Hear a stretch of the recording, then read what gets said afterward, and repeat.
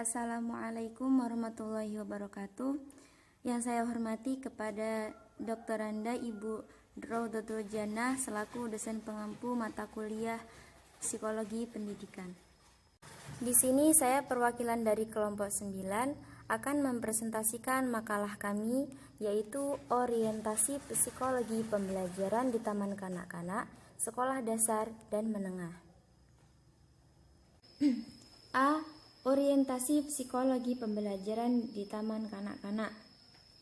Dalam Undang-Undang tentang Sistem Pendidikan Nasional dinyatakan bahwa pendidikan anak usia dini adalah suatu upaya pembinaan yang ditunjukkan kepada anak sejak lahir sampai dengan usia 6 tahun yang dilakukan melalui pemberian rangsangan pendidikan untuk membantu pertumbuhan dan perkembangan jasmani dan rohani agar anak memiliki kesiapan dalam memasuki pendidikan selanjutnya.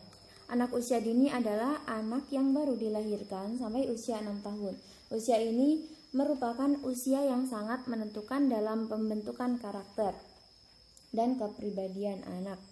Usia dini merupakan usia di mana anak mengalami pertumbuhan dan perkembangan yang pesat. Usia dini disebut sebagai usia emas. Makanan yang bergizi, yang seimbang, serta stimulasi yang intensif sangat dibutuhkan untuk pertumbuhan dan perkembangan tersebut. Adapun kajian tentang hakikat anak usia dini terutama anak TK yaitu yang pertama, anak bersifat unik. Yang kedua, anak mengekspresikan perilakunya secara relatif atau spontan. Yang ketiga, anak bersifat aktif dan energik. 4. Anak itu egosentris. 5. Anak memiliki rasa ingin tahu yang kuat dan antusias terhadap banyak hal. 6. Anak bersifat eksploratif dan berjiwa petualang. 7. Anak umumnya kaya dengan fantasi. 8. Anak masih mudah frustasi. 9. Anak masih kurang pertimbangan dalam bertindak. 10. Anak memiliki daya perhatian yang pendek. 11. Masa anak merupakan masa belajar yang paling potensial.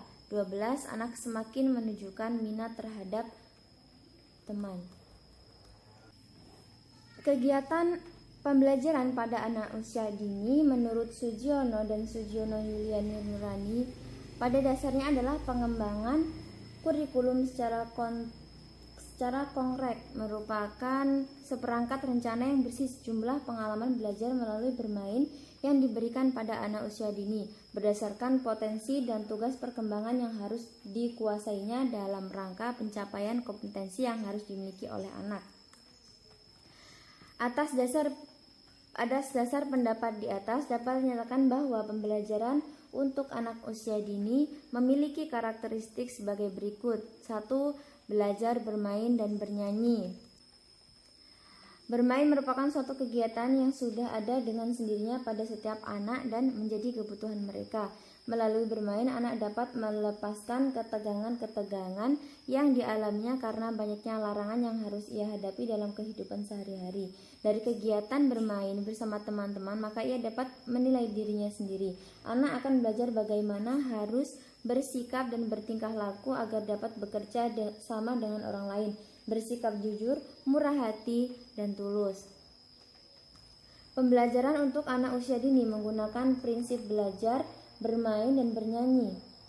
Pembelajaran untuk anak usia dini diwujudkan sedemikian rupa sehingga dapat membuat anak aktif, senang, bebas memilih. Anak-anak belajar melalui interaksi dengan alat-alat permainan dan perlengkapan serta manusia.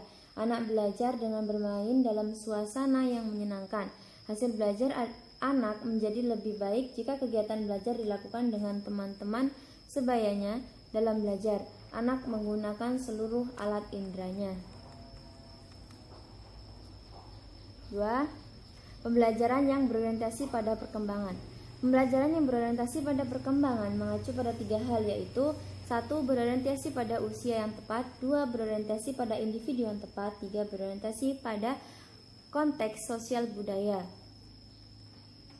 Pembelajaran yang berorientasi Pembelajaran yang berorientasi pada perkembangan harus sesuai dengan tingkah usia anak. Artinya pembelajaran harus diminati. Kemampuan yang diharapkan dalam dicapai serta kegiatan belajar tersebut menantang untuk dilakukan anak usia tersebut. Manusia merupakan makhluk individu. Perbedaan individual juga harus menjadi pertimbangan guru dalam merancang, penerapan, mengevaluasi kegiatan, berinteraksi, dan memenuhi harapan anak. B. Orientasi psikologi pembelajaran di sekolah dasar. Dalam pembelajaran siswa, setiap guru mempunyai keinginan agar semua siswanya dapat memperoleh hasil belajar yang baik dan memuaskan.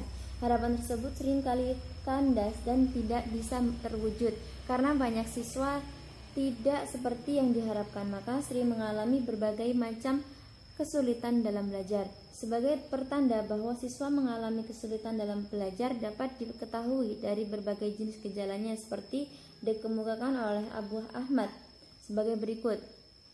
1. Hasil belajarnya rendah di bawah rata-rata. 2. Hasil yang dicapai tidak seimbang dengan usaha yang dilakukannya.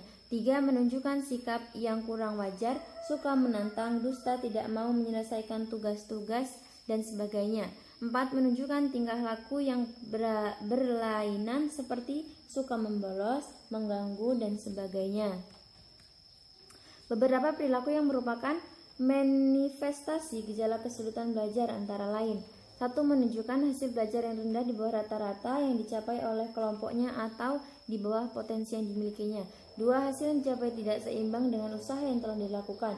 Mungkin ada siswa yang sudah berusaha giat belajar tapi nilai yang diperolehnya sudah rendah.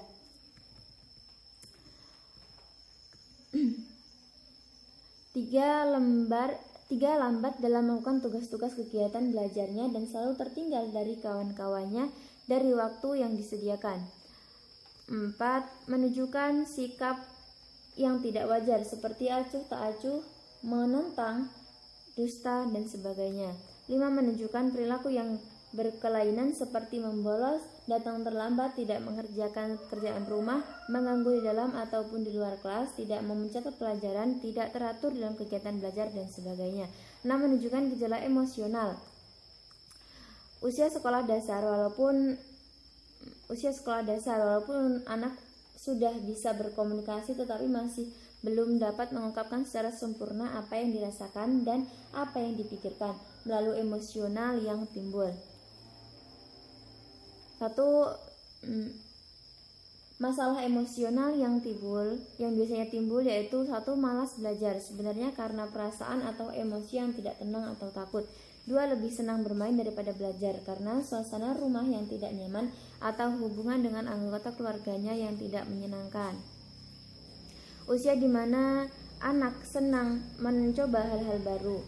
Orang tua jangan salah mengembangkan bakat yang dimiliki dan bidang minat yang perlu diarahkan. Masalah yang biasanya timbul karena melihat anaknya bisa menyanyi, menari, dan olahraga, maka semuanya dikembangkan tanpa kendali. Baiklah, materi selanjutnya akan dilanjutkan oleh Saudara Riki Fidani. Saya akhiri, wassalamualaikum warahmatullahi wabarakatuh.